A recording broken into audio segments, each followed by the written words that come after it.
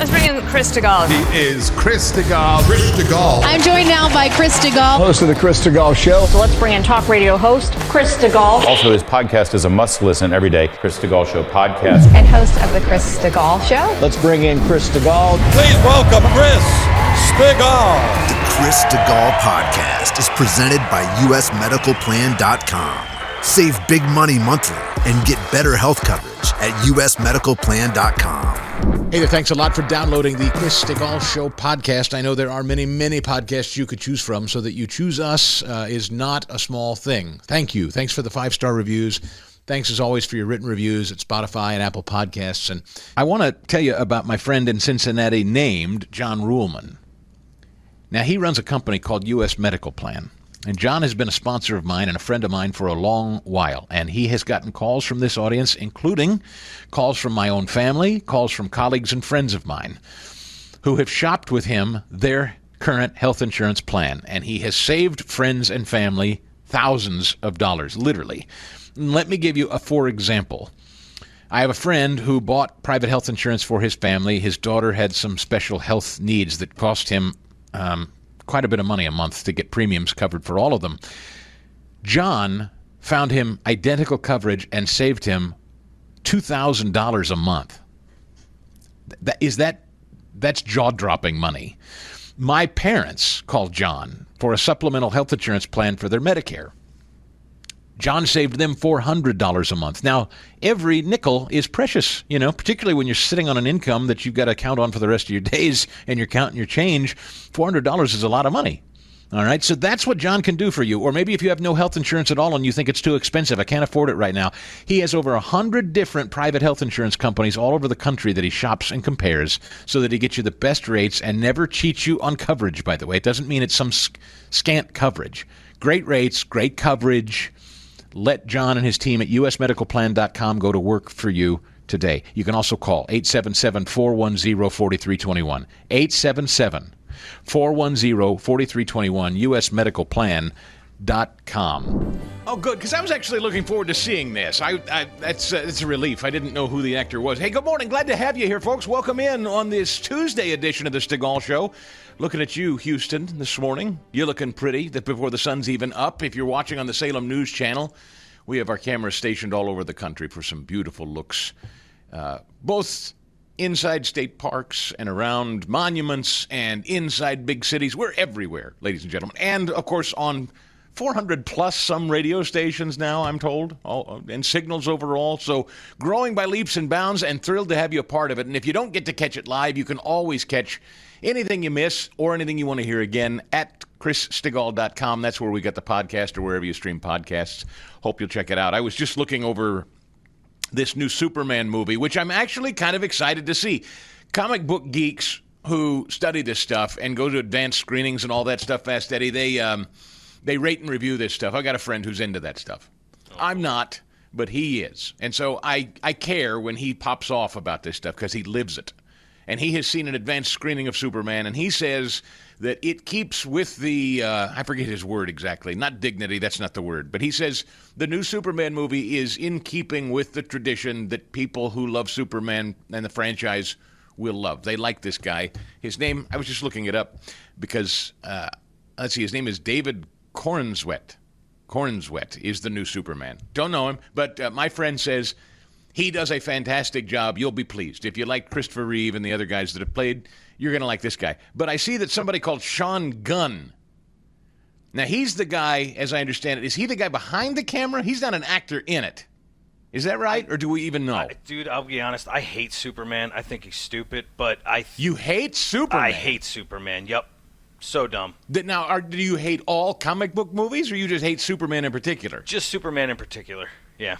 Not a fan. Wow. Another hot take from executive producer of the show, Fast Eddie. I hate Superman. Yep. Just like you hate the Kelseys. For the most part, yeah. Yeah. All right.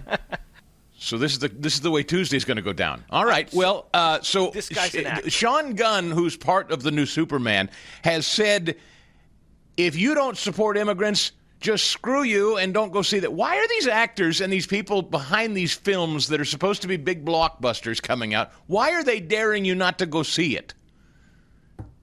Remember the lady that played Snow White? Said that if you don't support genocide of the Jews, you basically shouldn't come see Snow White. And apparently it was a terrible movie anyway. Total flop.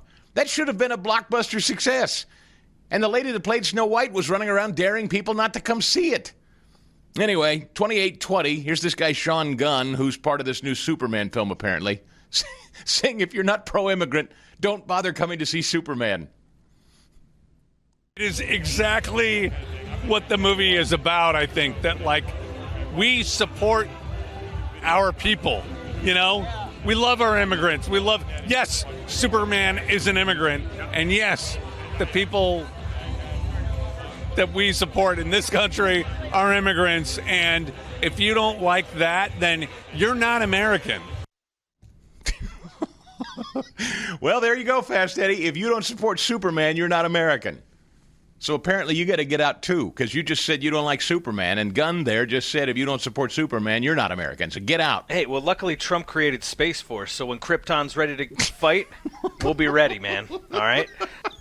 And what is it? No, isn't the, and again, I'm not a comic book guy, but isn't the, and I'm actually very excited to see this film. If truth be told, like I'm ready to go see something that is mindless and that I could potentially enjoy. That's my attitude. Not that I'm a huge comic book fan or a superhero fan or a Superman fan, but I'm like, okay, if this is not somebody politicizing, you know, if they don't say things like, well, we got to get rid of dwarfs because dwarfs is marginalizing the dwarf community, and we need grown guys who don't play dwarfs, and we're going to change it, and we're going to make, you know, Snow White can't be white anymore, and the prince that kisses her is a sexual aggressor, and, you know, if you're going to destroy the movie, screw you, I don't want to see your crappy movie, and most of the people agreed with me.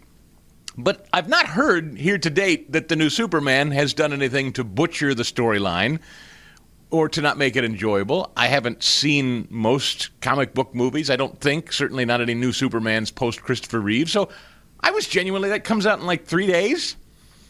I'm genuinely looking forward to going seeing it. Now this guy Gunn says, well, you're not an American if you don't support immigrants. Well, of course, it's not about immigrants.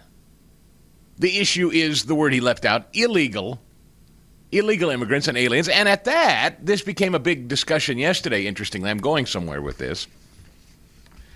But before I move off the Superman thing, isn't his catchphrase, isn't the whole thing, isn't the tagline truth, justice, and the American way?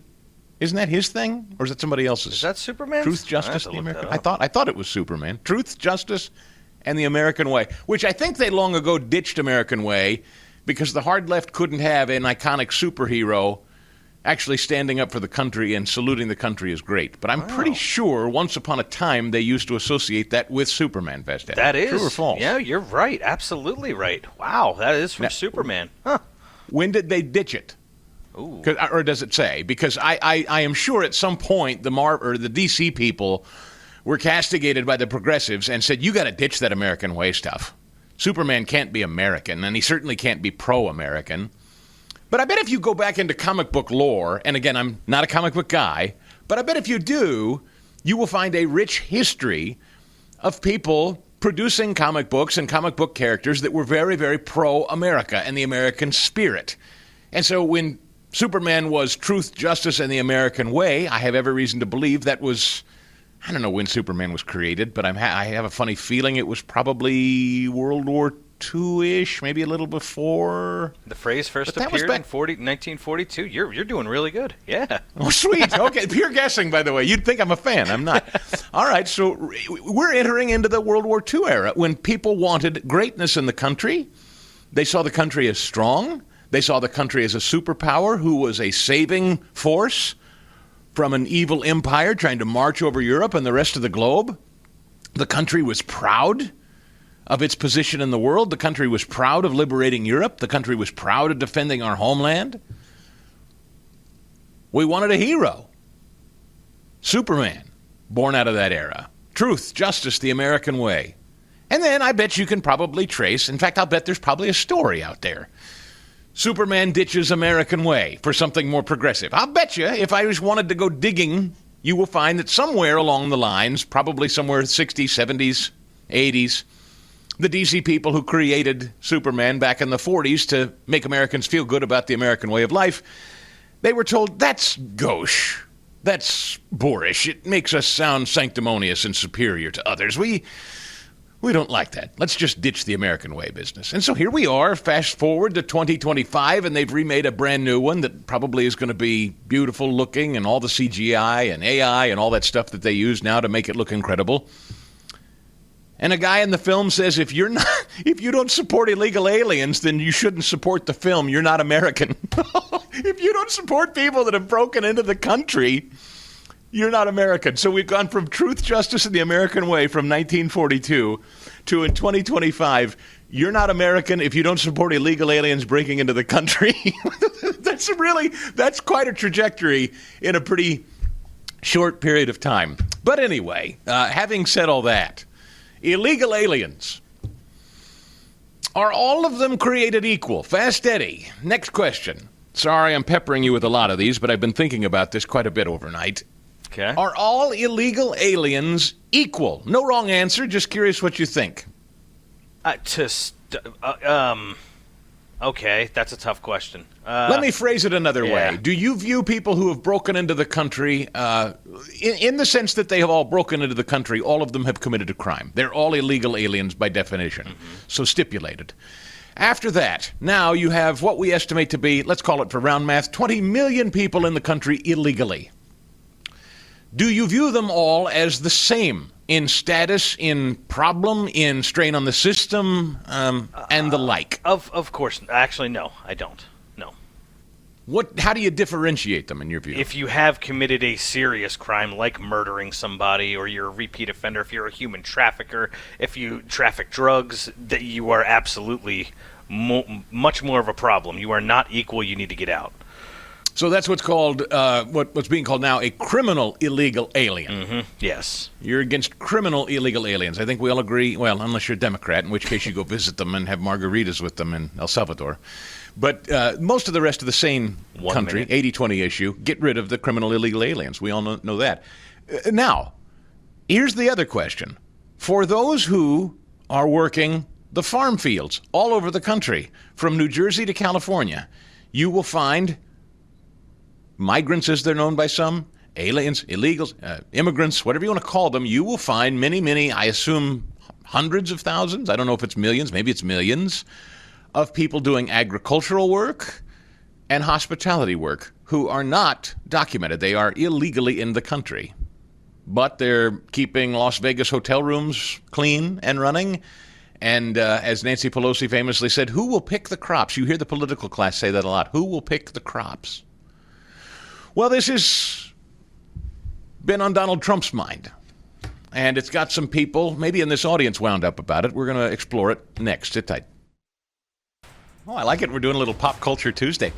Now, see, those of you listening on great Salem radio stations all over the country, you can hear the Downton Abbey theme music. You can't hear it on the Salem News Channel. You're seeing a live shot of Kansas City there this morning. But whether you're watching or whether you're listening, we're grateful that you are. Is Iceman a secret? Is he a closet Downton Abbey fan? Is that what I'm learning with that bump choice? Closet Downton Abbey fan? Listen, I played that for you. I know you like that.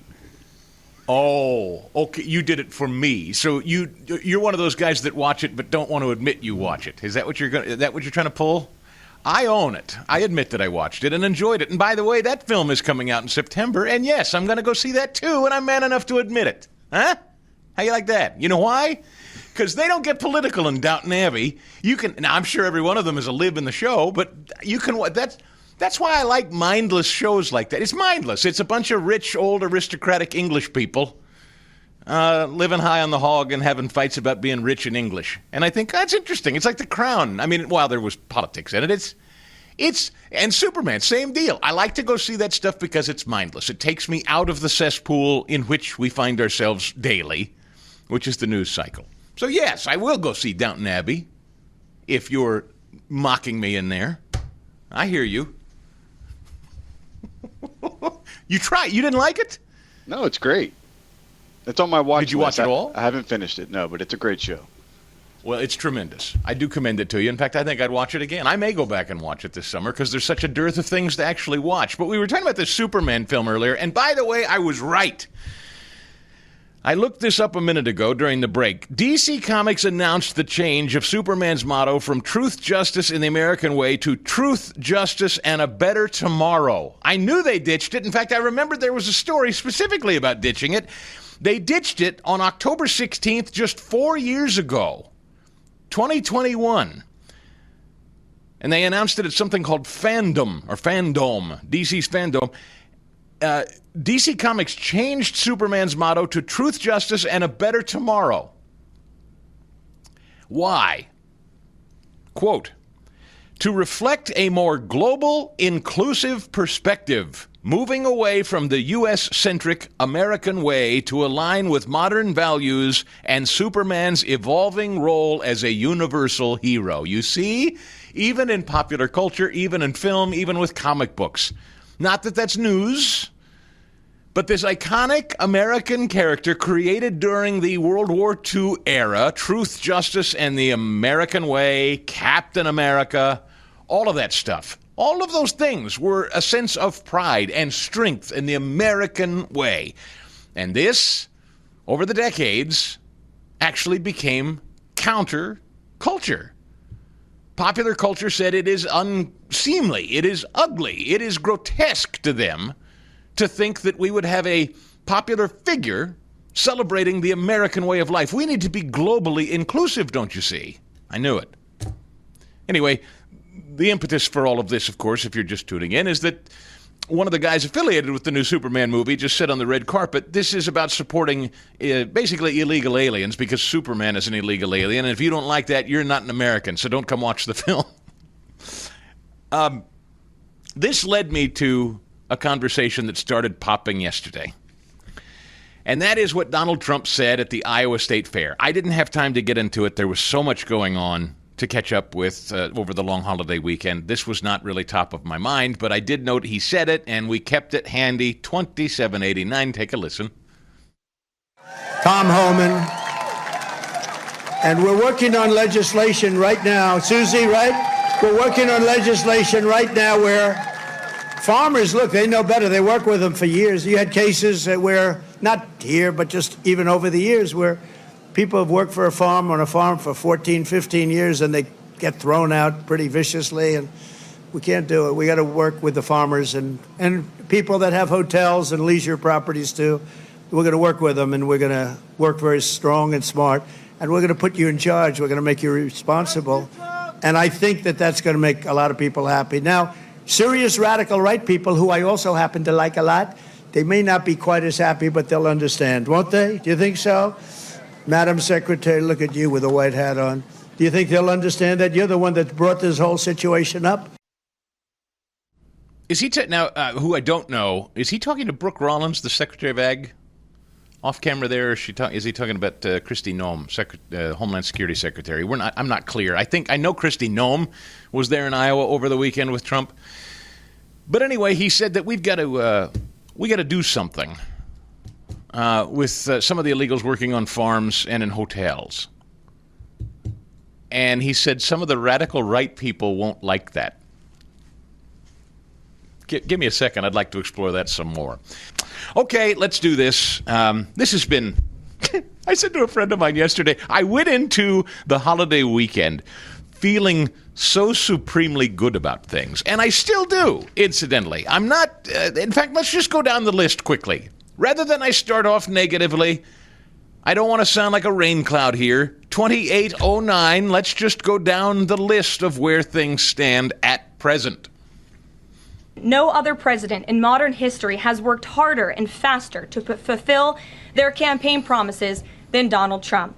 The One Big Beautiful Bill will get the United States of America firing again on all cylinders. It's safe to say that over the past few weeks, the president has delivered on many, many wins. For the fourth month in a row, jobs numbers beat market expectations with nearly 150,000 good jobs created in the month of June. The American economy has now added nearly 700,000 jobs since January 2025, with American-born workers accounting for all job gains. President Trump drove illegal border crossings to another historic low in the month of June, and Border Patrol once again released 0 illegal aliens into our country. The Supreme Court stopped activist judges from imposing nationwide injunctions and cleared the way for President Trump to carry out his popular and common sense agenda. The University of Pennsylvania agreed to all of the Trump administration's demands and will now keep men out of women's sports. President Trump secured his trade deal with Vietnam, giving the United States total access to their markets. Because of President Trump's unleashing American energy dominance, gas prices are at 4-year lows. And when adjusted for inflation, gas prices are near the lowest levels we've seen in the last 20 years. NATO members agreed to raise defense spending to 5% of GDP, a foreign policy feat long thought impossible until President Trump made it happen. The Operation Midnight Hammer obliterated Iran's nuclear capabilities, taking out this imminent national security threat not just to the United States, but to the entire world. The president secured a ceasefire between Israel and Iran, ending the 12-day war. The president brokered a historic peace agreement between Rwanda and the Democratic Republic of Congo. Pakistan nominated President Trump for the Nobel Peace Prize in recognition of his decisive diplomatic intervention to prevent a nuclear war between India and Pakistan. Blue-collar wage growth has seen its largest increase in nearly 60 years, and President Trump has defeated Joe Biden's inflation crisis with core inflation at the lowest level since March of 2021. And just about all of that has happened in the last 3 weeks, and I know you all know it because you've been very busy here covering it along with us. Okay, now listen, I wanted to play that for you in its entirety because ain't nobody that does it better. Caroline Leavitt ticking off the list of accomplishments in just a very, very short period of time. As she pointed out, most of that's been achieved inside of the last month.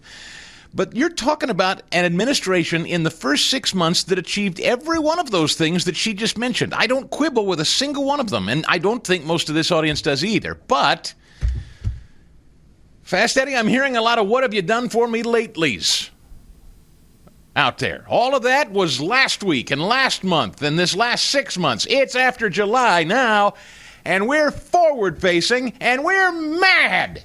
And we're mad about Epstein, and we're mad about immigration, and we're mad about your meeting with Netanyahu, and we're mad now, is what I'm hearing so many people saying. So explain it to me, Fast Eddie. Talk to me like I'm 5. What the hell? She just went over all of that accomplishment that we were all celebrating, including your host, and now I'm seeing a bunch of nattering nabob malcontents on social media who are supposedly Trump voters who are pissed off. Because that is the nature of things and today's, I don't want to say today's society, but the way things are nowadays, it's like this. So just as quickly as it's given, it's taken away. So all these accomplishments in 6 months, unbelievable pace for all of this, right? But now you can't deliver the Epstein files. You're advocating for illegal immigrants to stay on farms. And, it's just not, that's not good. It's happened too fast. It's people. Let's go to my colleague, Charlie Kirk, 2819. We played for you before the break what Trump said at the Iowa State Fair. I think that was where he was. I know he was in Iowa. I think it was the State Fair. Or at least he was on the State Fair grounds anyway. 2819. President Donald Trump signed the big, beautiful bill on Independence Day on July 4th. Signaling a massive legislative accomplishment. Tax cut, no tax on tips, no tax on overtime, no tax on Social Security. Huge investment in border security. $175 billion for ICE. We're going to talk more about the profundity and the importance of this bill, but it is of great urgent necessity that we cover what is coming next. And yes, we are going to talk about Epstein. We're also going to have live coverage from the awful and the unspeakable tragedy happening in Kerr County and near Hunt, Texas. Just a national tragedy with the flooding issue in Texas. But you would think that, hey, we get $175 billion for ICE. We're going to get mass deportations. We're going to be able to have now the largest deportation effort ever. Yes, in theory. But in practice, there's something else afoot. Literally, the day before President Donald Trump was signing the big, beautiful bill, I got a couple phone calls from people that you would call members of the ruling class. A lot of money and a lot of connections. They said, Charlie, isn't this amazing? We passed the big, beautiful bill. I said, oh, yes, sir. And they said, now we need mass amnesty. What? I said, we haven't even signed. Okay, so thank you to the Charlie Kirk folks. I didn't mean to play his entire show, but I wanted you to understand where he was going there. I don't have wealthy people calling me, telling me we need mass amnesty. I've not heard that, by the way. Charlie runs in circles. I guess that I don't. But Charlie says that there are wealthy Trump supporters out there that have called him up and said it's time to get on board with mass amnesty. Now, you might recall on this show, it was a brief conversation, and she made herself available late in the show, so it was kind of a rushed conversation. You might remember when we had Agriculture Secretary Brooke Rollins on the program. And it was, I don't know, 2 or 3 weeks ago. And one of the things that I asked her back then was, I hear that there is a real concern in the agriculture community about migrant workers on farms. And if this is a tough crackdown by DHS, Holman and Kristi Noem, if you're too tough on this, you could start to really hurt people in ag. Is that what you're hearing? Fascinating. Do you remember exactly? And I don't want to put words in her mouth or assign. I'm asking you to recall a lot here. So if you don't remember, that's okay. Do you remember? Because I don't exactly remember how she answered that. She didn't exactly come right out and say she was pro-amnesty, but I don't think I necessarily heard her say. She did say she's working closely with Kristi Noem and Tom Holman. I remember her saying that, but I don't remember exactly her taking a position one way or the other on this show about what we were going to do about all the illegals working in ag. Do you remember? That's kind of how I remember it. It's that she didn't take a position, like there wasn't. She didn't go hard charging into mass deportations, but I think she did say something like we have to support our farmers, and so that's maybe how she answered that question, even though it wasn't really an answer. Charlie went on to say there is a movement afoot as he is doing his show, and he knows it from firsthand experience that people are pushing Donald Trump for mass amnesty. Let's go back to Iowa. Listen to this clip again from President Trump, 2789. Tom Holman.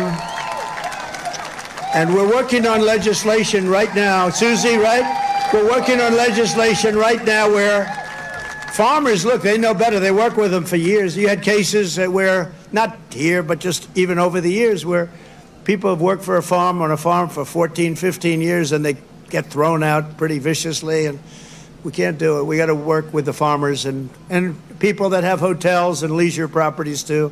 We're going to work with them, and we're going to work very strong and smart, and we're going to put you in charge. We're going to make you responsible, and I think that that's going to make a lot of people happy. Now, serious radical right people, who I also happen to like a lot, they may not be quite as happy, but they'll understand, won't they? Do you think so? Okay. Madam Secretary. Just asking. I'm just asking. Who are the serious radical right people that Trump is saying would oppose what he's talking about there? Ed, any idea? I'm just asking. There is no answer. I'm just asking because I don't know who he means. By name, I couldn't say. Maybe Bannon, maybe Tucker, maybe somebody that would be completely against any kind of illegal immigration. And I'm only bringing him up because he just did a show on this yesterday. He said, Charlie Kirk, my colleague, said, there is a movement afoot as I'm doing this show. I can say from firsthand experience there are people pushing President Trump for mass amnesty. Does that sound as though Charlie is against that? That's how I took it to mean, anyway, what Charlie was saying on the show. I would take Charlie as that, yes, based on what he said yesterday, yeah. Is there any more strident a supporter of Donald Trump's than Charlie? No. I mean, on the national stage, I can't think of. I mean, so is Trump calling somebody like Charlie a radical right person? I'm trying to figure it out I'm trying to figure out opposition to President Trump's position here, and I'm trying to figure out President Trump's opposition to people that would have a problem with it. Because we have a problem. 90 seconds. We have a big issue. And we've talked about it on the show before. Whether we like it or whether we don't, we're here. And the here is we have an economy, particularly in agriculture, not exclusively, but particularly in agriculture and hospitality, propped up by a lot of illegal labor. Anybody dispute it? And so the next problem is, you say, we've got to crack down on illegal aliens. We got to get them all out of here and get them out now. That's why Trump ran and won. And I saw people who support Donald Trump say, I didn't vote for this. I don't want mass amnesty. I want this done, and I want this taken care of. mass deportations. And that includes storming into every high-end hotel and every farm and snatching every illegal right off the farm and right out of the hotel and deporting them too, Fast Eddie. Is that right? Yeah. And then how do we function? In the immediate, in the short term, how do we function? Have a mass hiring fair? Will Americans rush to clean hotel rooms and work on farms? Will farmers and hoteliers be able to pay the wages? And I'm not suggesting it's great that we have commerce and the economy propped up, certain segments of it by illegals, but this is an immediate problem. This fix that Trump is suggesting is not exactly what some are making it out. Hang on. So what is Trump talking about exactly? What did he float there at the Iowa State Fairgrounds over the weekend that he said some of the hard right people, radical right people was his word, won't like? As I understand it, and this is based on what I've seen online, I can't 100% guarantee you that I'm correct in all the verbiage here, but as I understand what's coming is something called H.R. 3227, the Farm Workforce Modernization Act of 2025. I'm more than certain someone in this audience will correct me if I'm wrong, but this is what I think we're talking about and what President Trump suggested over the weekend he's working toward. This will be called by some a mass amnesty push. You tell me. Here's the verbiage as I read it, as I understand it, about the Farm Workforce Modernization Act. It's a structured program requiring agricultural workers, and I would assume hospitality people, but I don't know that it's specifically stated in this, but I'm assuming it extends to them too. Requires workers to prove over 1,000 hours of labor over 2 years pre-enactment. So in other words, they have to establish they've been here and working over 1,000 hours before they qualify for it. They've got to pass a criminal background check and maintain continuous employment for 4 to 8 years, and then they would get permanent residency, which is then, in fact, amnesty. So let's just stop right there. There's more, but let's stop right there. So, Ed, you got a guy that's been working on a farm for 5 years. He's here illegally. He fills out the required paperwork. He's now on the record. He's already worked here at least 1,000 hours. He's passed a criminal background check, and now he has pledged and promised that he will work for a minimum of 4 years, up to 8 years, before he could become a permanent resident of the United States legally. How does that land on your ears? No wrong answer. Just curious. How's that land on your ears? Versus, again, we're talking about drug running, gang banging, illegal aliens here, raping and pillaging and murdering, versus the guy picking blueberries in New Jersey illegally. How do we deal with that? Well, the thing is, I'm not a farmer, so I don't know what it's like to not have had that my entire life as a farmer, that kind of help. As long as that worker's not being abused, as long as... also, another part of this, Chris, as long as that money's not being sent back to Mexico or back to Mexico. Yeah. So I'm okay. All right. Yes, I'm going to get in trouble. I'm okay with that. What you said. No, listen. I think this is going to be a healthy debate. This is going to be the next great debate in our midst. You are either a round them all up, every last one of them, and throw them out, or you see some nuance in this. Those are the only two places you can be. And I happen to know that there are a lot of people in this audience who are, if you broke into the country illegally, you got to be thrown out of this country right now. There are a lot of people listening to me right now that feel that way. I'm not picking on you. I'm not saying you're a bad person if that's necessarily the way you feel. I don't think that's going to happen. And I think President Trump knows it's not going to happen. So I would just say to you now, gently, respectfully, if you're of the belief that Donald Trump was always just going to round every illegal up wherever they're found and send them home, including the guy picking blueberries in New Jersey or oranges in Florida or whatever, I don't think that was ever the intent. And yes, I believe there are a lot of industries in this country, from home builders to hoteliers to farmers, who have built their business on the backs of illegal aliens. And it's a huge problem. And people say, well, costs are going to explode. if you don't allow us to do it that way. I think we have to have a discussion about it, and I do think it's gross, and I have said it in previous shows. I think it's gross to say we can't do anything about illegal aliens in our midst because we've been exploiting these people to keep prices low for you and me. That's unseemly. That's abusive. That is not Christian, for sure. I don't like that. I don't want to participate in that system either. So you tell me that we've got a bunch of illegal people propping up industry, and that the industry in the short term can't take on water by just dismissing all of these people all at once, both in functionality and then what it would do economically to all of us. The shock to the system would be too great or whatever. I'd hear it. And so I say, so what do we do? Is there a path to making them legal? I don't know that you have to make them legal citizens.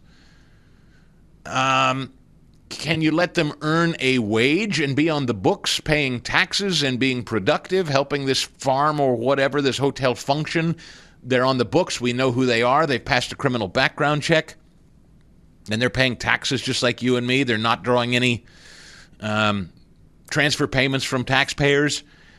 I think there are ways to manage that population without giving them the full rights and privileges of being an American citizen. Because after all, they have broken into the country illegally, however they came, even if they've been here for 10, 15, 20 years. We aren't in an environment anymore that allows for nuanced discussion, as you understand. And this is going to take nuance because it's not going to be a snap of the fingers either way. It's the Stigall Show. Back again for Balance of Nature. And in the Maha movement, one thing we all care about is what's in the container, the ingredients. You flip that thing over, and if you can't pronounce it and you don't recognize it, you put it back. I've seen my kids doing this now. They're very health conscious that way. I like that. And the next generation seems to be more so, and that's why I tell them Balance of Nature, and you can feel good about it too. Balance of Nature is just that. It's nothing more than natural fruit and vegetable, plucked right from the soil. No binders, no additives, no fillers. Harvested ingredients that are freeze-dried into a fine powder, and then they use an advanced vacuum cold process to better preserve the nutritional value in that powder. You can know with confidence that you're talking about 31 ingredients that are strictly fruits and vegetables. Every single day, that's what you get in your Balance of Nature. Imagine a platter with 31 different fruits and vegetables on it. Join me. Take some Balance of Nature and get healthy. Use that discount code CHRIS. 35% off plus free shipping when you do. You got to use the discount code CHRIS, though. All right, so here it is again, the number 800-2468-751. Use the discount code CHRIS or order online, balanceofnature.com. Discount code CHRIS to get that 35% off plus free shipping. Here we are, 2025. Happy New Year. And our friends at Gulag America are back and along for the ride. You know, they have been not only great sponsors, but they have been ride or die founders at the Harumph Society. I am so appreciative for our friends at Gulag America. I love the work they do. And we have every reason to be optimistic in this new year. They are, we are, all of us are. America's resurgence, it's back. Trump's back.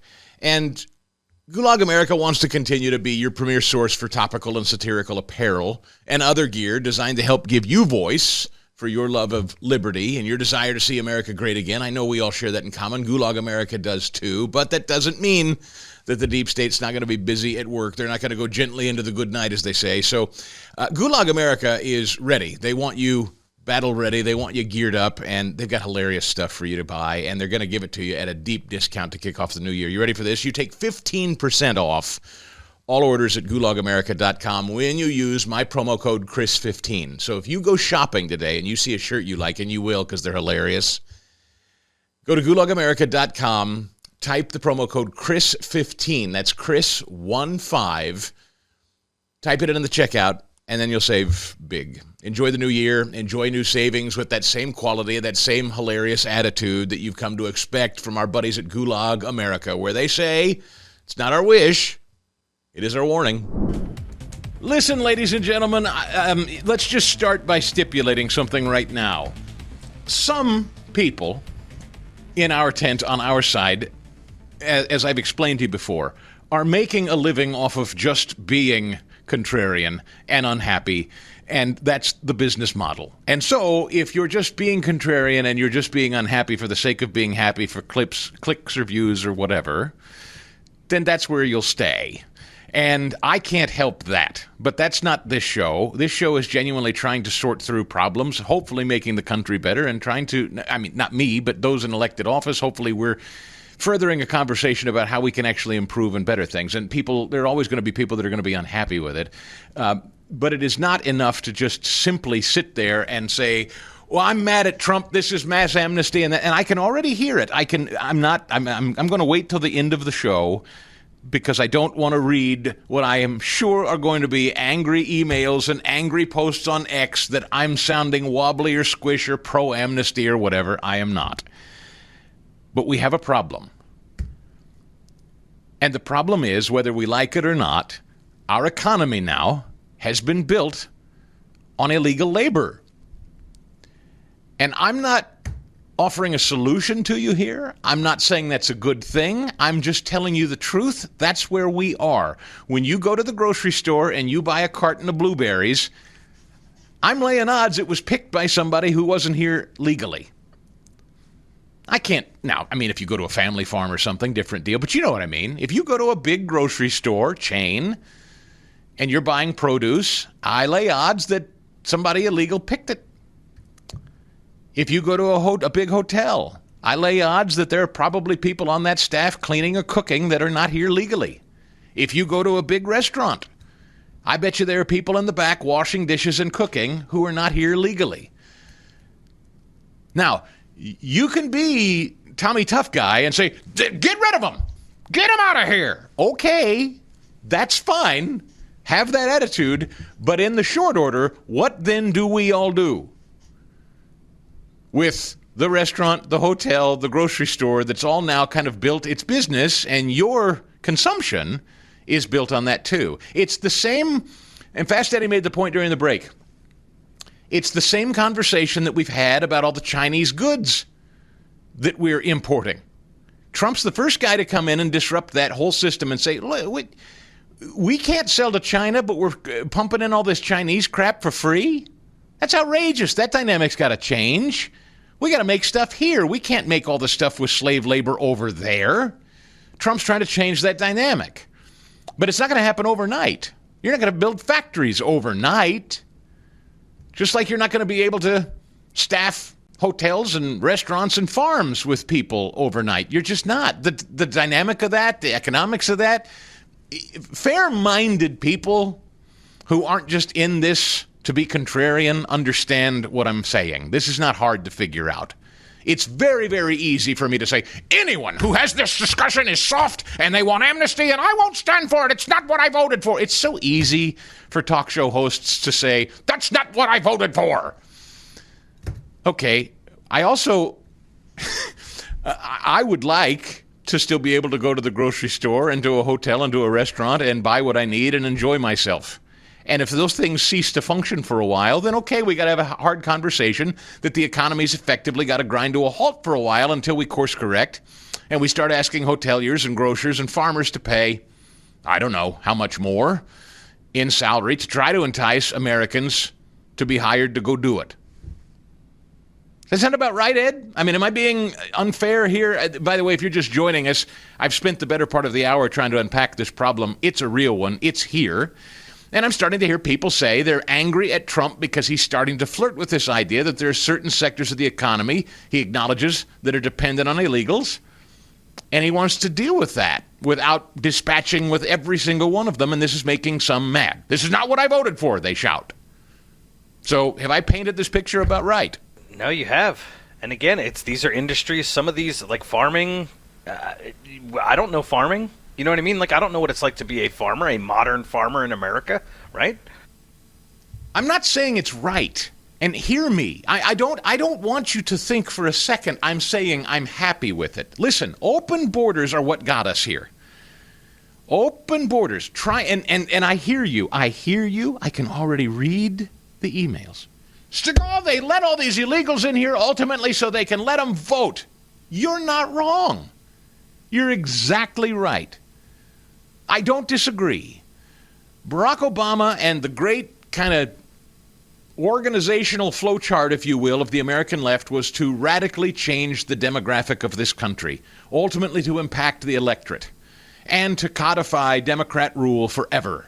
That is absolutely what open borders and globalization has been about. I stipulate that. I respect it. I understand it. I understand the threat.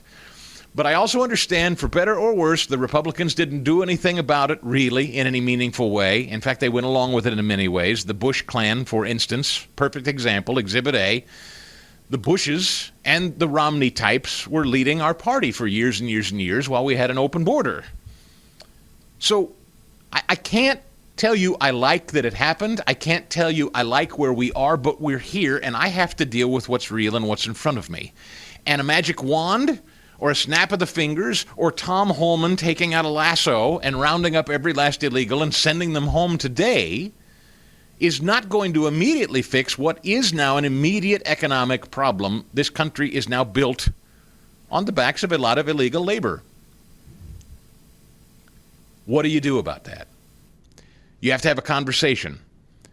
Can they stay? Should we allow them some way of continuing to do the job that these people need them to do so that we can continue to enjoy the way of life that we're enjoying, but keeping these people on the books so that we know who they are, that they're not criminals other than having broken into the country, they're not committing criminal acts. Ed said it last hour. I think that's worth discussion. Is there a way you can keep their American paychecks from going to Mexico? I think I heard something like a third. Once upon a time, I heard the stat. It blew my mind that a third of the Mexican economy alone is propped up by the U.S. dollar being sent home to their country, meaning illegals working here and then shipping much of the dollars that they earn south. So the Mexican economy is deeply interested, of course, in what we're doing and cracking down on the border. Their economy is built on it, too. So can you?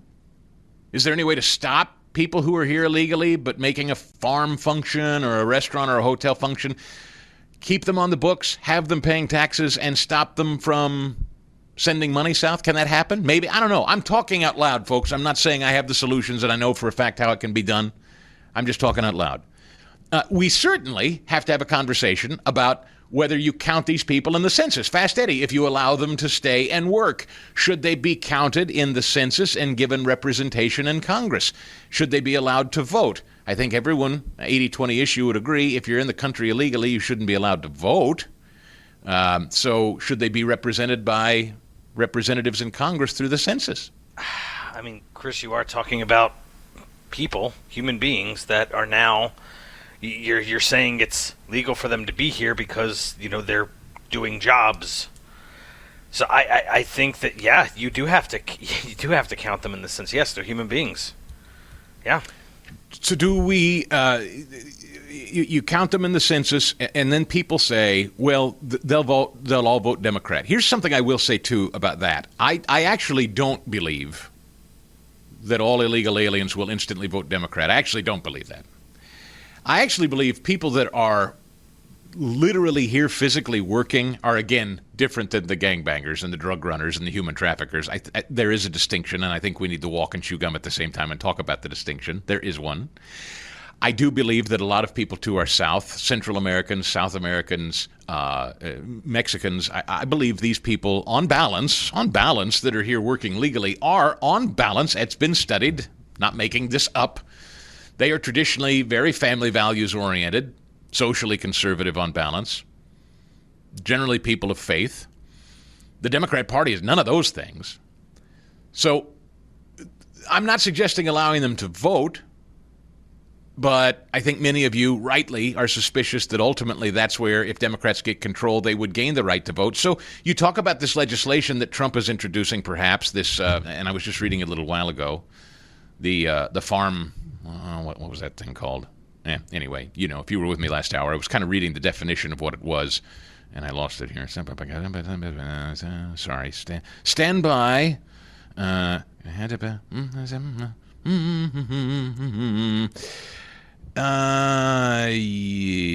anyway, the point of it is, do you put in legislation that says no voting? Do you put in the legislation no being counted in the census? Do you put in the legislation no sending the American money that you make here, no sending it back to Mexico or wherever you come from? Can you put that in legislation? I don't know. I'd have to talk to the parliamentarian or whatever. I don't know how that works. Are there guardrails on this? Or do you say, I don't care, Stigall, I don't care how disruptive it is. We can't encourage this because all we'll do is get more of it. You got to round them all up and throw them out of here, and we'll just have to deal with the consequences. I'm sure there are some of you in this audience that think that. This is the Stigall Show. This ain't easy. There is no winning on this mass amnesty thing. I understand. There's no way to win it. There's no way to win the argument. Your host, you should know this about me, I am not interested in the hottest of hot takes. I'm not interested in being the edgiest guy. I'm genuinely interested in furthering the best for the country. And I say that with a sincere heart. I try to honor my Christian values. I try to be biblically sound. I get it wrong. I sin. I'm not perfect. I'm not holding myself out as perfect, but I also don't come to this show every day thinking, okay, what is the edgiest hot take I can offer the audience to get the most downloads and the most views and the most clicks and the most buzz? I'm not interested in needlessly attacking Donald Trump. I think that this president has been the most consequential for the good that we've ever had in my lifetime. And I think he is the only thing keeping the country from being swallowed whole by progressives who would love to fundamentally, radically change the country. And they've tried to do so by opening our southern borders. I stipulate that. And having done that with great success for many decades, we now have to deal with the fact that a good chunk of our economy is propped up with those people that we're allowed to pour in. And what do you do about it if you're the president of the United States today, who's trying to deal with everyone's livelihoods, lifestyles, finances today, right now, in the immediate?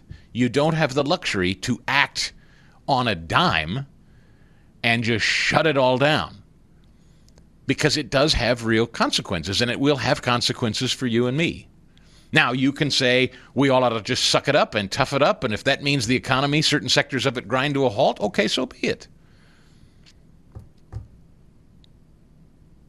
Can ICE right now focus on the criminal illegal aliens, and we continue to promote self-deportation, which this president is doing? We will, give you $1,000 to basically come out of the shadows and go home on your own?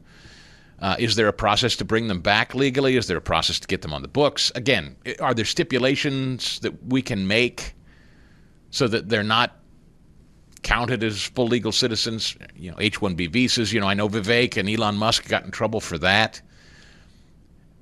Do I believe there are jobs in this country Americans won't do? Do I believe that? Ed, do you believe that? Unfortunately, I do. Yes, I do believe that. Even if we came up with $30 an hour to pick the strawberries or clean the hotel rooms? No, money talks. I don't say. I think if you have enough money, absolutely, someone would do it. So does that mean you'd be willing to start paying $500 a night for your standard hotel room? Somebody richer than I would. You know what I mean? So you got to do a cost-benefit analysis. So if we're going to deport everybody that's here illegally doing labor cheaply and replace them with American work, fine. But American workers are going to want far more money than we're paying a lot of people who are here working off the books. And so if you start paying people far more money, I mean, look at what's going on in Philadelphia right now. Trash workers. 7 days, 8 days worth of trash is just piling up, and the union ain't picking it up. And they say, we're not going to do a thing until we get more dough. Now, what do you think happens to farm work, hotel work, and all that stuff? And where does that money come from? It comes from you and from me, one way or the other, out of your pocket. This is really tough. And smart, honest people will tell you it's tough, not tell you it's easy. This is the Stigall Show. One thing that we know well, all too well, particularly if you're a Trump supporter out there, is New York. And New York City specifically has been ground zero for targeting this administration, targeting President Trump when he was a candidate. One of the big show ponies in the lawfare against Donald Trump was Alvin Bragg. And as you know, there's a lot of attention being paid right now to New York City. We just saw a live shot of New York there on the Salem News Channel.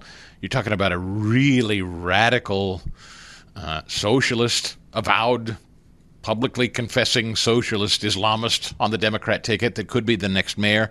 But also on the ballot is this guy, Alvin Bragg, who has overseen rampant criminality in the streets of New York. And there's a candidate out there that would like to put a stop to that and change course in Manhattan. Maud Marin is her name, Republican candidate for Manhattan's district attorney role, and joins us this morning. Ms. Marin, thanks a lot for your time. Hello. Thanks so much for having me, Chris.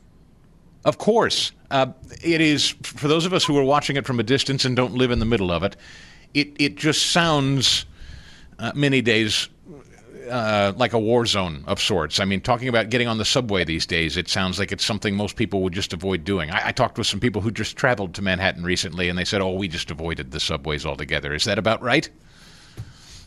No, it's not. I mean, Manhattan is not a war zone. I live there. I'm raising 4 children there. But it is significantly less safe than it used to be just a few years ago. It's significantly less clean. And it's significantly less lovely. I wish you could avoid everything that's problematic about what Alvin Bragg has done by just avoiding the subways. I can't avoid the subways. I use them all the time. But you can't walk through our parks without seeing people shooting up in the streets, without seeing people who really should not be out on the streets, either because they're breaking the law or they are so beyond being able to care for themselves. And that's a choice that's being made by people like Alvin Bragg. And we can and we should make better choices. How did it get to this place? Because in the late 90s, I lived over the river in Brooklyn Heights, but I commuted every day into Manhattan. I spent half a year, and it was some of the most memorable time of my life. In the late 90s, I just had the best time I can ever remember as a younger man in Manhattan. And I've always heard kind of the romantic era of the Rudy Giuliani era, coming in, cleaning up Manhattan, getting tough on crime. Is that folklore, or is that real? And then what's happened since? Well, I'll tell you something very funny, Chris. The late 90s actually had the highest homicide rate in New York City, right? So we had yes, absolutely. That was when the homicide rate was at the absolute highest. A big part of that was associated with the crack epidemic that was going on. And so in some ways it was more localized to neighborhoods and areas where there were drug wars going on. But of course, crime spills out to all neighborhoods. So we did have a very high crime rate in the late 90s. I was a college student then, going to school. But from that period on, because we recognized that the crime was a problem, we did several things as a city, one of which was to hire more police. Right now, we're hemorrhaging police because the DA's office in Manhattan in particular is not working well with the NYPD and doesn't seem to understand the importance of the NYPD in crime fighting. But what we did back then in the late 90s and the early 2000s is hire thousands of more police through a program called Safe Streets, Safe City. And when Giuliani came in, what we did was start to police for quality of life crimes, and being able to focus on those sort of what are considered quality of life or lower level crimes is actually an important crime fighting technique that allows more serious crimes to be arrested and stopped. And we have to get back to that. We have to get back to a place where we take crime fighting seriously. What we had in the last few years that has brought us to this really terrible place is a prosecutor in Manhattan who said on day one, he wrote this day one memo about all the crimes he would not prosecute. He literally created categories of crimes, including resisting arrest, fare evasion, certain kinds of grand larceny, that he just would not prosecute. And he instructs his assistant district attorneys to downgrade wherever possible, to not seek incarceration sentences, even when the law, as it's currently written, allows. And that's how we got here. We have a district attorney who's not interested in crime fighting. So when you, and I know this is a problem that we've long covered, not just with Alvin Bragg, but many DAs who are progressives. This is a new ideology. Is it strategic? What is it? What drives it? What drives the idea of we're not going to punish fare evaders for subway rides? We're not going to punish people who shoplift. We're not going to punish people who assault people on the street. What do you think drives that? There's a why behind it, and I'm just curious if you have thoughts on it. Yeah, you mentioned the Democratic nominee, Zoran Mamdani, who, just won the Democratic primary for mayor in the city. Also somebody really driven by a far left and radical extreme ideology. What Alvin Bragg is doing, lots of people have met Alvin Bragg. He seems sort of amiable, middle of the road in person when you chat with him, when you talk with him. But the philosophy, the ideology that he has put in place with his decision making is very radical and very extreme. And we're living through the consequences of that in New York. He really does seem to think that the criminal justice system is racist, or that the American, system of laws and checks and balances is flawed, and that he needs to fix it. And one of the ways he is seeking to fix it is by keeping as many people out of jail as possible. Now, I don't want to see, our jails overflowing, but I do want to see the administration of justice such that people who break the laws and belong in jail get properly, fully, and fairly prosecuted, and that we put in jail the people who we need to keep in jail in order to keep our city safe. That's basic law and order. It's basic criminal justice, and it's what any prosecutor should be doing. I worked as a defense lawyer for many years. If you want to keep people out of jail, be a defense lawyer. I was a very good defense lawyer. It's an honorable job. But if you're running to be the prosecutor, if you are the prosecutor, you have to understand the task. The mission is to fully and fairly prosecute the lawbreakers. If you are in or around Manhattan and you're able to participate in this upcoming Manhattan District Attorney's race, you need to know Maud Marin, who we're talking to this morning.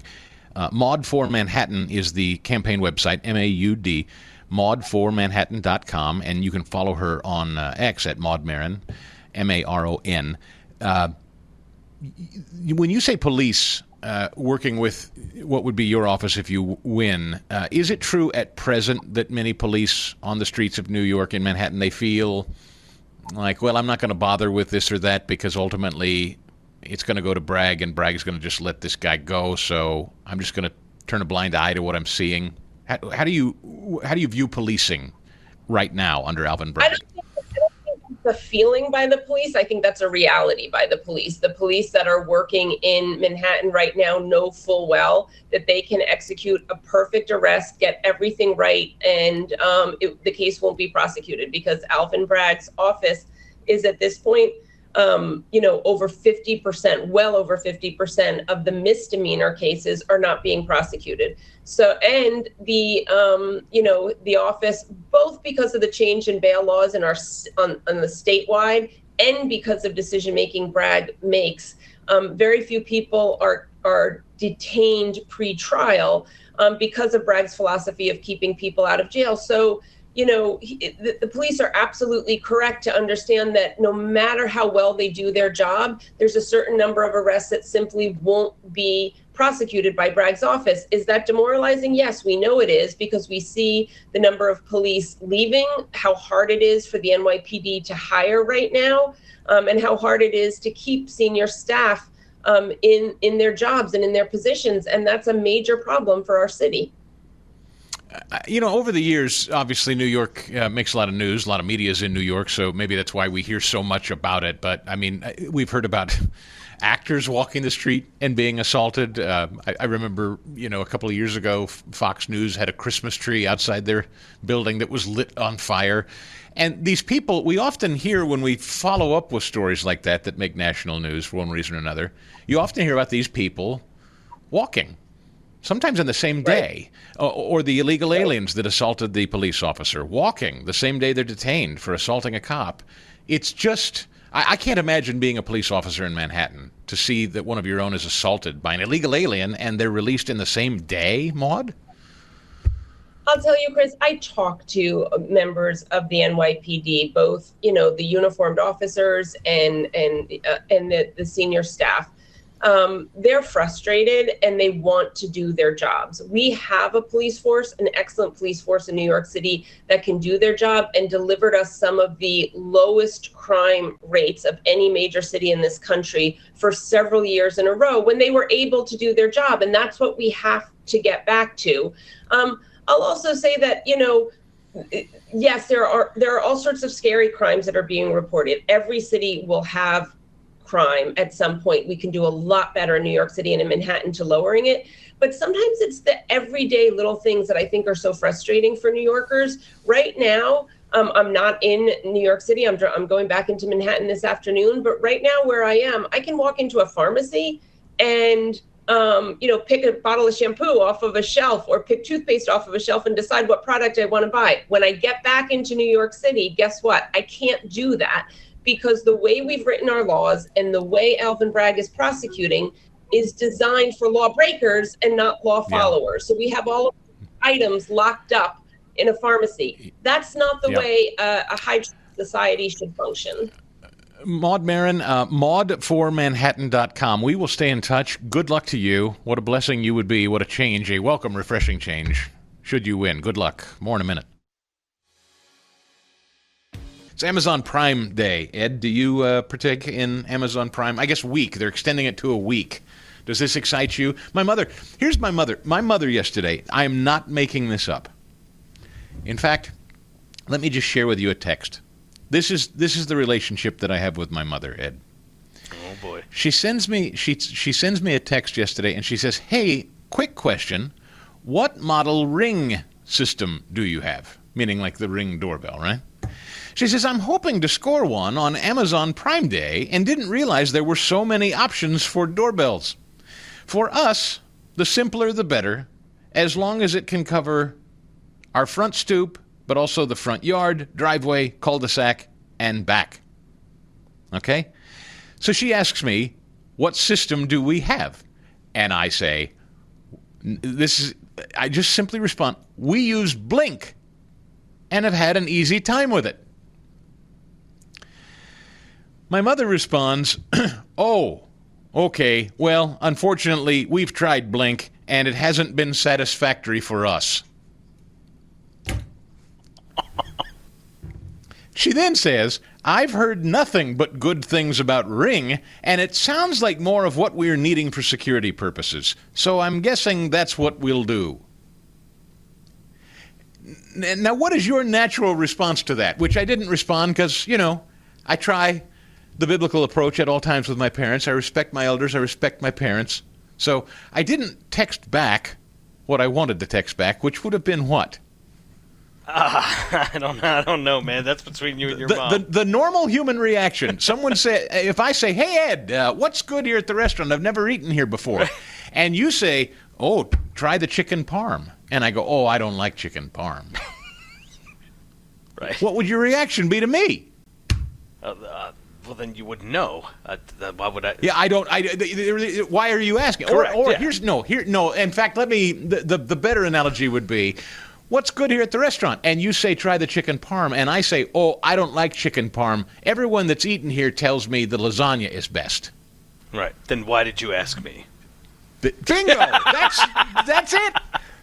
That's it. Why did you ask me? Were you just making small talk? You could have texted me about the weather, sports. What are my thoughts on, I don't know, anything. But you specifically sought out my opinion on a product. I tell you what my product is, and you go, "Oh, I don't know. I've heard from other people that this is better, and I don't like what you've suggested." Yeah, she attacked Blink. You didn't need me. Anyway, that just brought to mind that it's Amazon Prime Week. Will you be shopping for anything in particular? You made me aware of this a few years ago. So my sister has a Prime, so I will look, yes, to add things to the cart should I need something. Yes. Just letting you know. Supposedly you can save up to 10% out there. Speaking of shopping, I thought this was AI last week, and I was going to talk about this yesterday, but we were so busy I didn't have time to get to it. I literally, in the era of AI, if you've spent any time online, it is very sophisticated now and getting more sophisticated by the day. Elon said something like yesterday, video AI is moving at lightning speed. Like, I can create a video now of Fast Eddie saying anything I want him to say, and it will look 100% legitimate to you as though he said it. It's stunning. People are just making up people that are not real, just doing things, talking about things in scenes and settings. It's kind of mind-blowing, and I don't know where it's going, but whatever, we're here. So I assumed in this era, that's what this was. $27.79 here, boys. $27.79. When I saw this last week, I thought this was AI.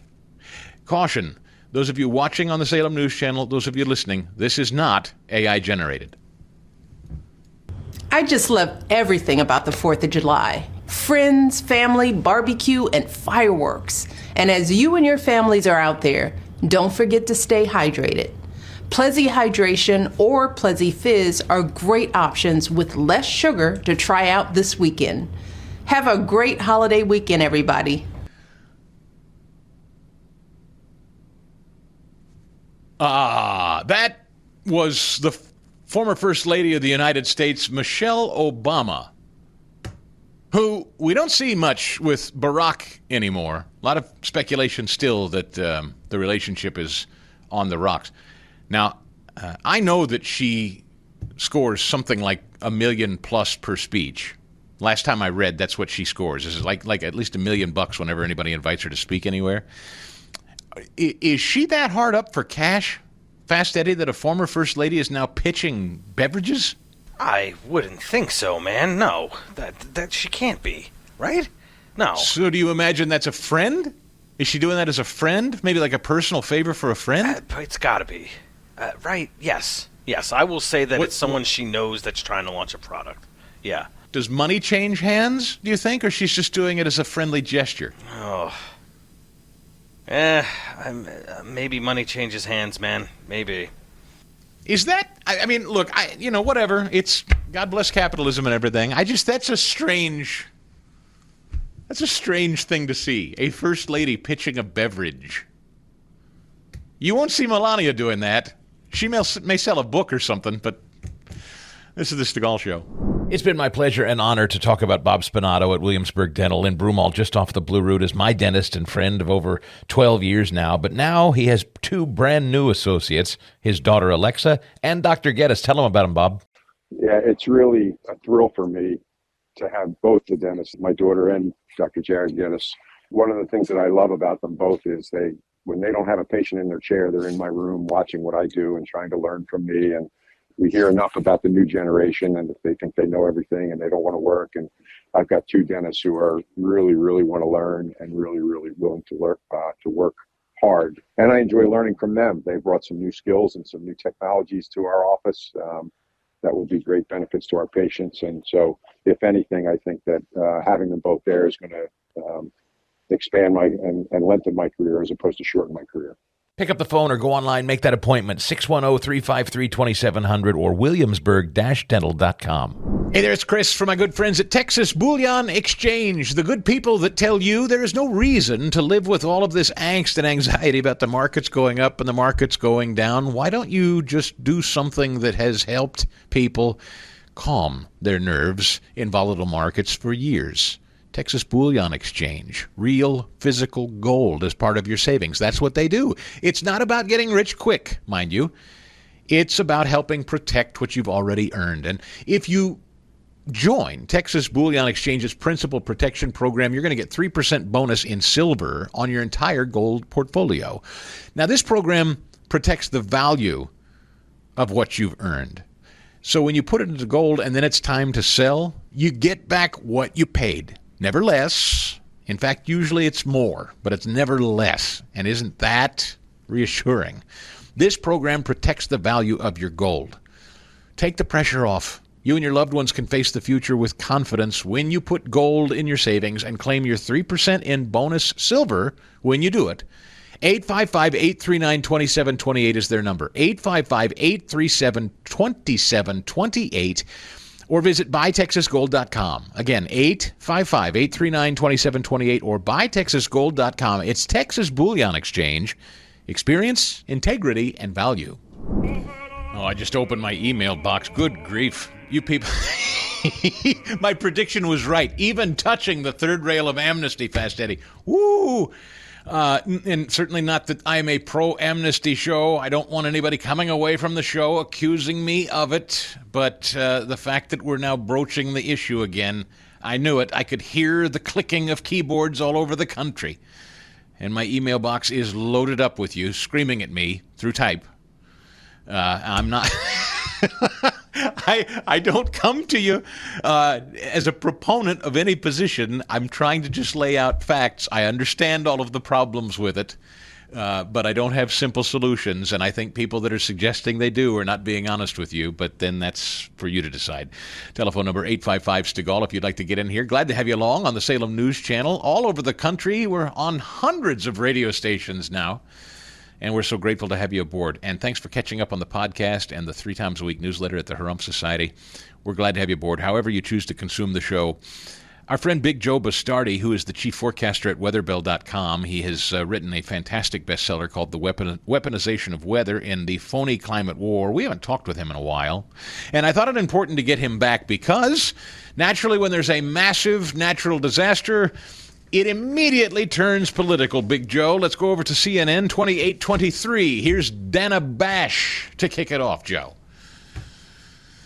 Senator Cruz said multiple times, this isn't the time for political finger pointing. And that's not what this is. These are legitimate questions, like some of them that we heard from our colleague Pamela Brown, who we'll talk to later in the show, about government, the way government works and the way government should work. Senator Cruz did say that he believes in the National Weather Service. He believes in FEMA.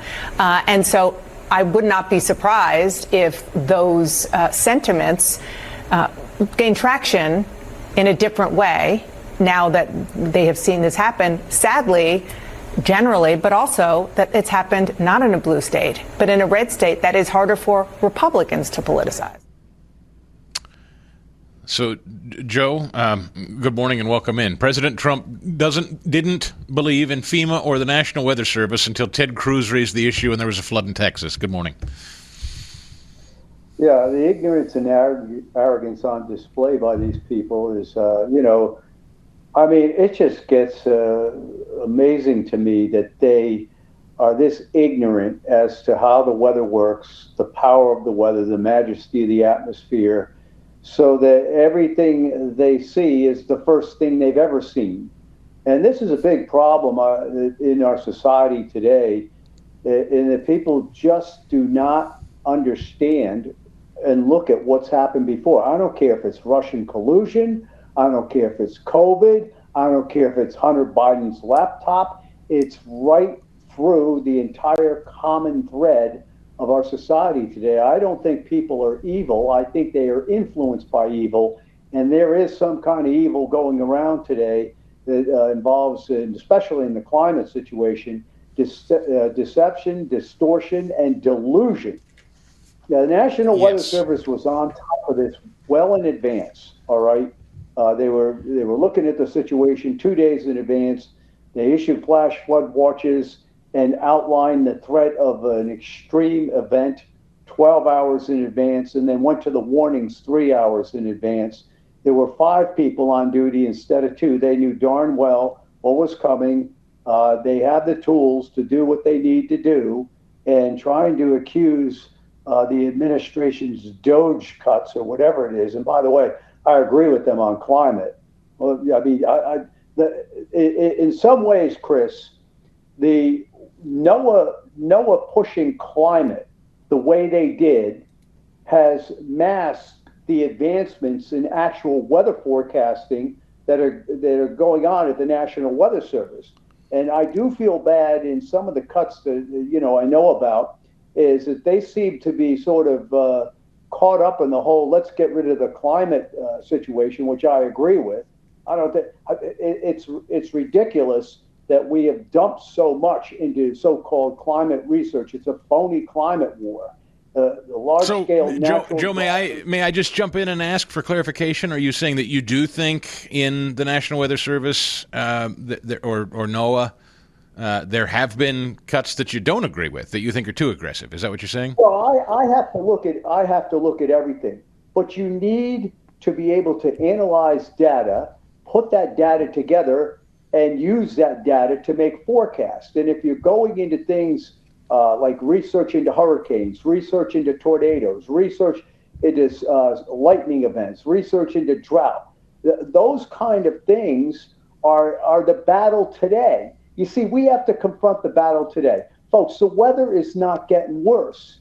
But there's 360 million people in the United States. We have an infrastructure that needs to run smoothly, and the weather has to be looked at as sort of an enemy of a smooth running great society. So you have to take. You just said something. Yeah, you just said something important, Joe. You said it's not getting worse. CNN today. Here was their Chiron this morning. Lead story: generational flood events on rise in recent years. That's not true. I mean, if you just simply look at Dr. Roger Pilkey's study, here's what CNN and the rest of them do. It's like if you and I went out bowling, okay, and I put 30 pins up in my lane and you had 10 in yours, and every time we threw a ball, I knocked more down. All right, that's what they do. Okay, there's more infrastructure in the way. There's more places to be damaged. So an event today causes a lot more damage than the same event 50, 60, 70, 100 years ago. If there were none of these camps on the banks of the Guadalupe 125 years ago, so you could have the same flood. And besides, I don't know, they have to be either ignorant or lying about past weather events. Right here in my backyard in Pennsylvania, we had the Johnstown flood in 1977, 12 to 16 inches of rain fell in a 6-hour period and put Johnstown underwater. The Estes Park flood in Colorado, the Big Thompson Canyon flood, the James River flood. These flash flooding situations have occurred in that part of Texas, from Del Rio to the Metroplex. They are known as Flash Flood Alley. Do you realize it was 1987, 38 years ago, you had the same flood over there on the Guadalupe River. In Medina, Texas, 48 inches of rain with a dying tropical storm that the next night dumped 30 inches of rain up at Shackelford County, Texas. So it broke 2 state records with one storm. That was in 1978. You could go on and on and on with this thing. And look, maybe this is ignorance, but if you're ignorant, you have no business saying things that have a lack of basis in reality. I'll tell you what they do, folks. This is what they do. They tell elements of truth, right? An element of truth is this was very, very, very bad. But then they don't put any perspective around it, and they let that element of truth get out there. The horse gets out of the barn, and people, oh my gosh, it's all getting worse. Now I'm gonna ask your audience a question. Why, as a meteorologist, you don't come to me for a nice sunny day if it's just sunny every day? Why, as a meteorologist who is in the private sector, who needs to forecast these things, knows we get more business when the weather gets worse, why would I not agree with it? Yeah, it's getting worse. You better come to me every day. No, it's just not doing it. It's not truthful. And that's a big I've never problem. understood, and I know you appreciate the majesty of creation. I've never understood saying flooding and droughts have never been worse at the same time, and that man causes it. It's such a strange. You know, it's both extremely cold and extremely hot because man has caused it. It doesn't even make sense, Joe. Well, it's delusional. I mean, have they told you that we just had a record drop off in global temperatures? All right, you know, this whole big spike in temperatures was proof that it can't be CO2. It was water vapor from Tonga, the great volcano that put all that water vapor in the air. And also the very strong El Nino event in 2023. So they spiked the temperature. Well, that's getting washed out. We've had a 0.6 of a degree Celsius global temperature drop over the last 6 months. And I'll tell you what, I think it's causing havoc with the computer modeling. The European generated computer model, for instance, which is looked at as the gold standard over the United States, has busted 4 out of 7 months where the temperatures are turning out colder than the model is saying. And see, this is the thing. And what I do, I have to look behind the scenes as to what's going on. We've had a rapid drop-off, for instance, in geothermal input into the ocean. Okay, we've been outlining that the last 30 years. There's been a marked increase in underwater volcanic activity. That heats the ocean. What does that do? That heats the air or puts more water vapor in the air, which, of course, is the #1 greenhouse gas. that we're concerned with as far as radiative properties and temperature properties and that type of thing has a correlation. Yep. Does anybody even tell you that? No. So No. they can get away with all this stuff. Joe Bastardi tells us about it, though, which is why we go to him. And by the way, weatherbill.com is where you get forecasts, accurate forecasts that tell you this stuff is coming well in advance before the news tells you it's a once-in-a-generation event or whatever. And the book is called The Weaponization of Weather in the Phony Climate War. Joe Bastardi, good to see you, my friend. All right, let's go to some of the emails. Thoughtful emails, not idiots, not emotional morons. Carrie in Blue Ridge, Georgia says, there are programs in place for us to bring over foreign workers. Where I work, we use H-2Bs. I believe the ag workers are H-2As. Businesses should utilize legal avenues available. No need for mass amnesty to have all the workers we need. I don't argue with that. Carrie, thank you. Mark says, I don't buy that we need illegal immigrants to work in the hospitality industry. I traveled a lot before my retirement, and I swear Americans held those jobs. I've traveled recently, and not one hotel cleaner spoke English. I'll bet that these local hotel chains are undermining Americans and paying less money to housekeepers. I'm convinced there is a coordinated manpower industry to pay less money to illegals. Plus, since hotels don't clean rooms daily, there are less jobs. Where did the American workers go? Regarding farming, a recent report indicated less than 1% are illegal. Most workers are here via annual work visas. Brooke Rollins is the one yapping in Trump's ear. That's from Mark. Dave says, I don't know what has changed over the years, but in the 70s, my cousin was in charge of acquiring temporary help for a farm in New Manchester, West Virginia. It was a cumbersome process and a mountain of paperwork that required documenting the arrival and departure of the workers. It also required documentation of hours worked and wages paid. While it was difficult, it worked. For at least 20 years, she oversaw the program. The farm closed in the 90s. David in Atlanta says, where's my amnesty? Illegals and their employers never paid various taxes like income taxes, unemployment, FICA, etc. Can I, as an American citizen, forego those too? Or just give me amnesty for unpaid parking tickets or reparations for the taxes I paid to support the services the illegals have used and never paid for? After all, I speak English, pay taxes, work, no criminal record. Where is my amnesty? Tom says, Chris, as I compose this email, I find that you have yet to mention there are already carve-outs for non-resident workers here, both seasonally and on a yearly basis, H-2B visas. I know of several local companies that utilize them. No need for any kind of mass amnesty. I want to be very clear, and I hope I was. If I haven't been, let me say it again. Fast Eddie, did I use the word amnesty or that I was supportive of the notion of it? Nope, you did not. If I did, I don't want to leave this audience thinking I am pro-amnesty. No, in the questions you asked me, though, I could understand why they'd be pissed at me, but you have not said amnesty. No. Okay? I can vouch. All right. David said farmers need to describe family makeup, family having minor children, helping getting paid as a family, also other children that are engaged in the farming environment. All family members vetted? And Jim has written a thoughtful email as well. I can't get to all of them. Ken in Louisville, Kentucky, I read yours too. Look, thanks for all the thoughtful conversation, but it is a conversation that has to be had because it ain't simple. More in a minute. Speaking of money, our money man every single Tuesday is Steve Moore. We call him the chief economist of this show. He is over there at the Committee to Unleash Prosperity. He has worked closely with the Trump White House on the economy and continues to consult there. Committee to Unleash Prosperity's daily hotline newsletter comes out. It's free when you get signed up. And he's written a book called The Trump Economic Miracle and the Plan to Unleash Prosperity Again, which President Trump himself has written the foreword to. And so now that we're 6 months in, Steve Moore, let's grade it. The Trump Economic Miracle and the Plan to Unleash Prosperity. Is he doing it? Good morning. Well, good morning, Chris. And I have to, I very, very rarely admit that I'm wrong. You know that, Chris. You've known me a long time. I almost never admit that I'm wrong. But I think I said a couple weeks ago, there's no way they're going to get this tax bill done by 4th of July. Remember I said that? Trump is I do. I said smoking. It too. And he did it. And it really does show that this is a man who is an incredible negotiator. He knows how to get things done.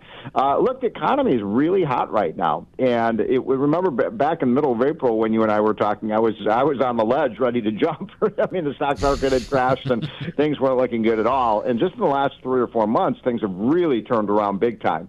That's in part because he's got some of these trade deals done, although we have a new trade war that I guess, some new skirmishes that were just started again yesterday, and the market wasn't too happy about that. But then you look at the tax cut. It's an enormous victory for growth, for prosperity. I don't like everything in it, but I'd say that this is one of the biggest conservative victories in the 30 or so years I've been in Washington. This has not just a tax cut, but expands school choice. I just heard you talking about health care costs. We expand health savings accounts so people can have control of more of their own health care dollars and how they're spent and how they use those dollars. Remember the electric vehicle mandate? Remember you had to buy an electric vehicle? We got rid of that. That has been repealed. The student loan bailout, which you and I talked about for months and months and months last year, which was just a big scam for the big universities, we've gotten rid of that. Enterprise zones and opportunity zones so we can get investment capital in low-income neighborhoods and inner cities and depressed areas in rural America. That's in the bill. I mean, I could go on for a half hour. This is a very powerful bill, and I think it's going to cause a big burst of prosperity. This bill now is, of course, only part of it because now we're talking about an interesting component that President Trump, just prior to signing this bill over the weekend, he made a lot of news, and it's got a lot of folks unhappy and on edge, and I get it. I've spent a lot of this show talking about it. It's uncomfortable, it's difficult, but it's here, and it's nuanced, and that is illegal immigration.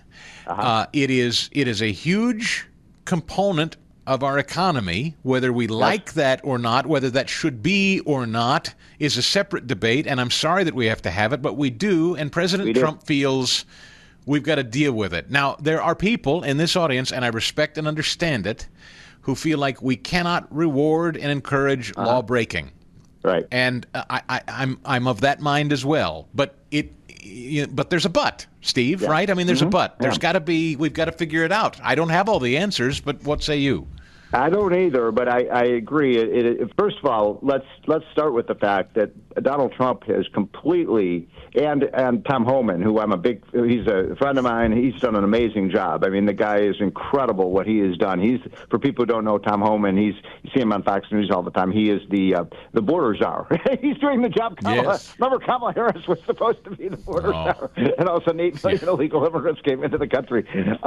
But Tom Homan has, these numbers, Chris. You've recited them. We're down 93% in 4 months, 93% reduction in illegal crossings. I mean, that's an astonishing accomplishment. So we have... Yeah, the border is sealed. I mean, to start, Steve, the border is sealed, and Trump made that a priority. We're going to stop the flow. So now we've stopped the flow. Now let's deal with it, right? Yeah, that's it. Right.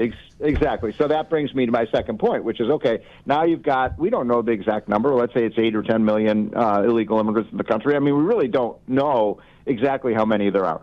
Now, I like what the Trump administration has done so far, Chris, and I wonder how you feel about this.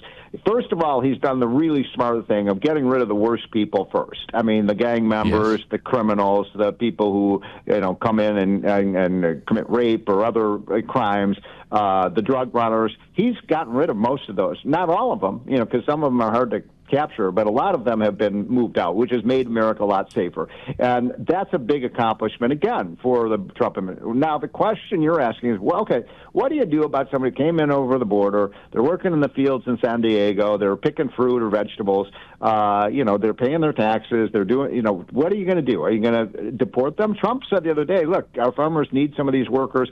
So what I have proposed, and I know, some of your listeners may cringe, I've gotten positive and negative feedback from this, Chris, where I've proposed something called pay to stay. Pay to stay. So if you're an illegal immigrant who came in illegally, but you haven't committed any other crimes, you aren't on welfare benefits, you have an employer who can vouch for you, and so on and so forth, you pay a fine and then you get to stay. But there is no path to citizenship, no path to voting, because I think half of these people, Biden wanted all these people to come in because he wanted them to vote, right? Right. So that is my proposal. How about this? May I ask about this component? Because here's another thing people will say. Yeah. Yes, but Steve, they collect Medicaid. They're a drain on our system. You say what to that? Well, that is true. The one kind of, aid they may need is like emergency medical care and things like that. But remember, illegal immigrants, when they come in, most of them, not all of them, but most of them are paying payroll taxes for Social Security and Medicare. And guess what? They're not eligible for those benefits because they're paying in, but they will never be eligible for Social Security and Medicare because they're not a legal citizen. So, I don't know. I talked to a lot of people who, I've been to a lot of these, like chicken plants is a perfect example that is almost all immigrant workers, and we have them in Maryland where I live. And every 6 or 9 months, the immigration people raid the factory, and then they clear out half of the people, and if that's some American jobs will be created. And then every time it happens, Chris, and then they get rid of these guys, and they put, for hire signs, and no Americans come, and then 6 months later, guess what? It's immigrants back in those factories. So I just don't know, but I think we should. I don't like the idea of deporting millions and millions and millions of people. I think that you can see the headlines, right, Chris? I mean, every day you're going to have the media playing, how cruel this is, and so on. So I like the idea of pay to stay, but I would love to hear from people and what they think. I did this on my radio show last week, and I think about 2 out of 3 said they liked it. But the complaint that I heard from people, Chris, was you're rewarding people for coming in illegally, and I don't know how to deal with that. Well, and while I don't disagree with that summary, I do think Trump has made it harder to come here illegally, and that was his first priority. I think he has shut that down, and so that's my point. That's what we've never tackled before. Exactly. Yes, if the border stays open and you reward illegals by paying them, and people can just keep flowing in, then yeah. But I think Trump has effectively shut that down, I believe. Now, so anyway, this is complex, it's nuanced, and I think most intelligent people understand it's nuanced. But moving on to the tariff thing, Donald Trump hit South Korea and Japan with 25% tariffs. You mentioned that. He's going to 40% on another 14 countries. He's extended the deadline.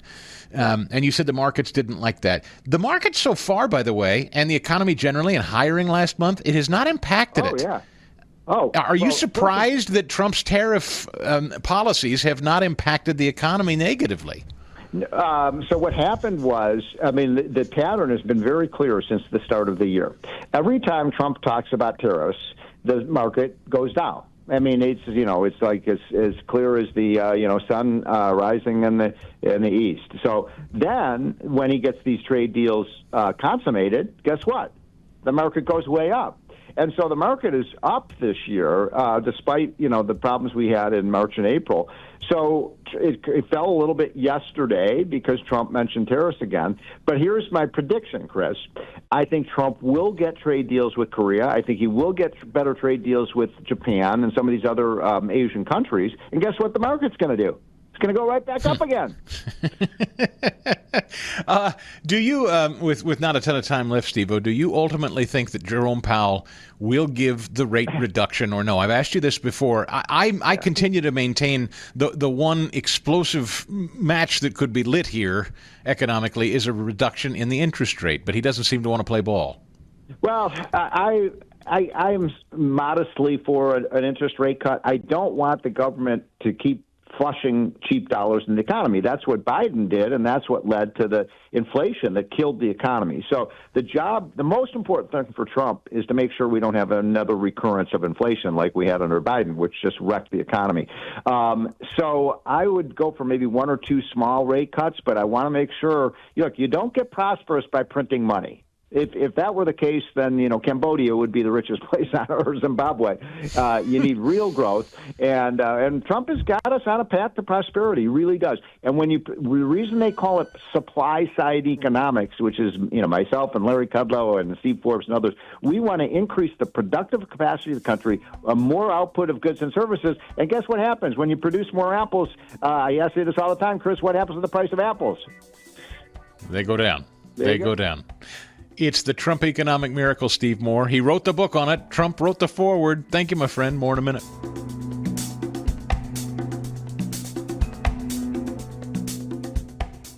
Here's some interesting news from the New York Post today, and a lot of other people have picked it up since. At long last, and here I have just purchased. In fact, I'm getting ready to fly next week. I have just purchased a TSA pre-check. I went through all this fast today. I told you that I was tired of getting undressed and naked to get on a plane. I was so irritated with it. I said, okay, fine. I really didn't used to travel enough to justify it. I'm traveling quite a bit more than I ever have this year, and so I said, I am done taking off shoes and belts and pants and being wanded and groped. I'm just going to go ahead and do the TSA pre-check. So I handed over my life and my bank account and my firstborn and all of that stuff. Now the government knows everything about me, rectally and otherwise, and but I can get on a plane without undressing. And now the Transportation Safety Administration, Fast Eddie, has announced they're not going to make us take off shoes anymore, which I'm thrilled about. After all that, yeah, I mean, that's good for me, man. I did not do the pre-check this time around, so good. All right, that's exciting. That's good development. Yes, as of July 7th. See, this is MAGA.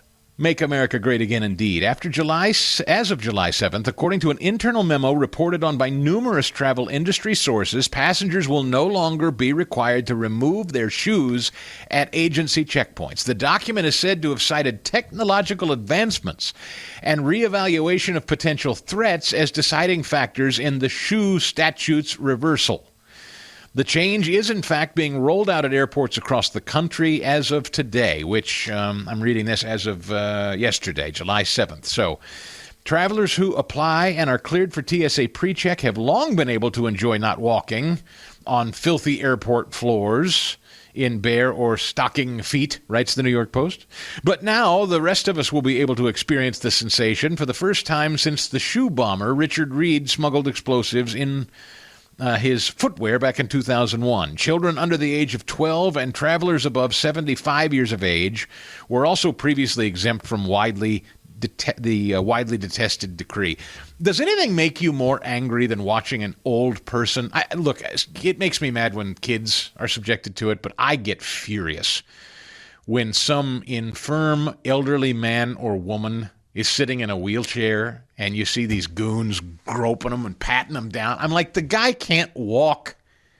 You think he's smuggling a bomb in here? It's so demoralizing and degrading, and it's the appropriate thing to do.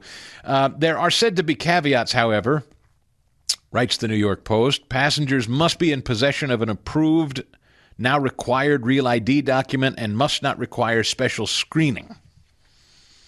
A spokesperson for the agency still won't confirm this. TSA and DHS are always exploring new and innovative ways to enhance the passenger experience and our strong security posture. Any potential updates to our security process will be issued through official channels. The good news appears to have been first reported by a former TSA officer who's now a popular TikToker.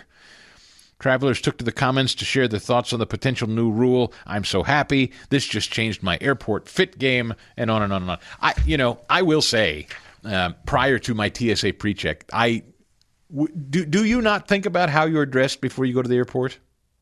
That it is part of what I think about when I go get on a plane. What am I wearing that is the easiest to get in and out of? Which is the strangest thing. If you told civilized people 20 years ago, make sure your clothes are easily removed before you get on the plane. Like, that's where we were culturally. I'm glad that we're reversing course, and it's just common sense. I hope more to come. Belts, bags, the whole thing. There's got to be a better way. So that's a wrap for another Chris Stigall Show podcast. Thanks for committing to it, listening to it all the way through. You're a fighter. I like that about you. Hope you'll leave it a 5-star review and a written review. Apple Podcasts, Spotify. We'll see you next time here on the Chris Stigall Show podcast. The Chris Stigall Show podcast.